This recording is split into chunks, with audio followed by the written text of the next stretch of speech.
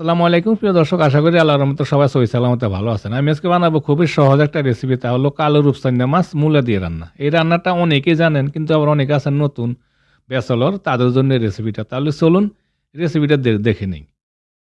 এখানে একটা প্যানে আমি দিয়ে দিলাম পরিমাণ মতো কিছুটা তেল মাছ ফ্রাই করার জন্য। তারপরে তেলটা কিছুক্ষণ পর গরম হওয়ার পরে এখানে একটা কালো রূপচাঁদা মাছ আমি 5 টুকরা করে নিয়ে নিয়েছি। 3 টুকরা মাছ আর লেজ মাথা সহকারে 5 টুকরা হলুদ, মরিচ, লবণ দিয়ে মেখে নিয়ে নিয়েছি। এবার আমি তেল গরম হওয়ার পরে দিয়ে দিব মাছ।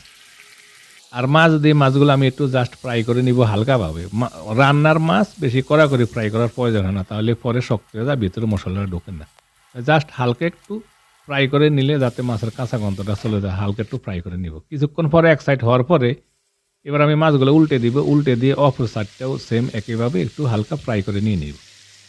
মাছগুলো আমার ফ্রাই করা হয়ে গেছে। এবার আমি মাছ উঠিয়ে নিয়ে নিব। সম্পূর্ণ মাছগুলো উঠিয়ে নিয়ে নিলাম। এবার সেম প্যানে দিয়ে দিলাম একটা পেঁয়াজ কুচি। তারপরে পেঁয়াজটা আমি একটু প্রায় 3 মিনিটের মতন একটু ফ্রাই করে একটু বাদামি কালার করে নিয়ে নিব। জাস্ট একটু বাদামি কালার করে নিয়ে নিলাম প্রায় 3 মিনিটের মতন ফ্রাই করে। এবার আমি এতে দিয়ে দিব আধা টেবিল চামচ আদা বাটা আর আধা টেবিল চামচ দিয়ে দিলাম রসুন বাটা। আদা রসুনের কাঁচা গন্ধটা যাতে চলে যায়, এর জন্য 10-15 সেকেন্ড আবার একটু ফ্রাই করে নিলাম পেঁয়াজের সাথে। এরপরে দিয়ে দিলাম 1 চা চামচ হলুদের গুঁড়ো, 1 চা চামচ লাল মরিচের গুঁড়া আর আধা চা চামচ দিলাম জিরা গুঁড়া। তারপর একটু পানি দিয়ে দিব যাতে মশলাগুলো পুড়ে জ্বলে না যায়। এবার আমি মশলাগুলো ভালো করে কষে নেব প্রায় 3-4 মিনিটের মতন।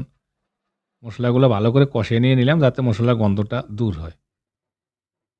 এরপর আমি দিয়ে দিলাম স্বাদ মতো লবণ আর ছোট 3টা কাঁচামরিচ আমি একটু স্লাইস করে একটু টুকরা করে কেটে নিয়ে নিছি।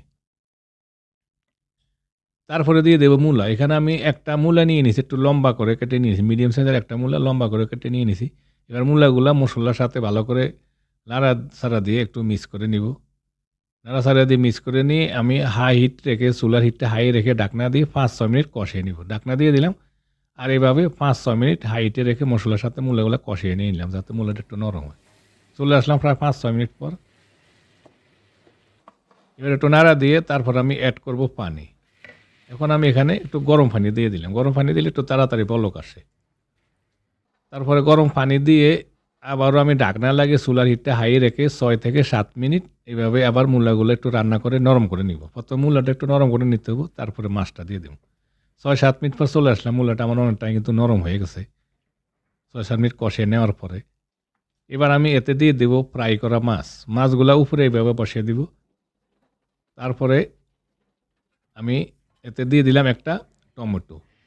টমেটোকে একটু টুকরা করে নিচ্ছি, চিকন করে একটু টুকরা করে কেটে নিয়ে নিছি। টমেটো দেওয়ার পরে এবার দিয়ে দিলাম সামান্য কিছুটা পানি। আমার কিছুটা পানি কম হয়ে গেছে, আর সামান্য একটু গরম পানি অ্যাড করলাম। এবার আমি চুলার হিটটা মিডিয়াম হাইতে রেখে ঢাকনা লাগিয়ে প্রায় 12-15 মিনিটের মতন মাছটা এইভাবে মূলার সাথে রান্না করে নেব। মূলাতে কিন্তু একটু জোস লাগে, মূলাটা যদি একটু বাড়তি হয়। তাই প্রায় 12-15 মিনিট আমি রান্না করে নিয়ে নিলাম। চলে আসলাম 12-15 মিনিট পর। 15 মিনিট রান্না করে নিয়ে নিলে আমার রান্নাটা হয়ে গেছে সহজ এবং সাধারণ কালো রূপচাঁদা মাছ দিয়ে মূলা দিয়ে রান্না। এবার আমি কিছুটা ধনিয়া পাতা দিয়ে দিলাম। শীতের সিজনে ধনিয়া পাতা সচরাচর পাওয়া যায়। ধনিয়া পাতার গ্রানটা কিন্তু খুব একটা ভালো লাগে, তাই একটু ধনিয়া পাতা দিবেন।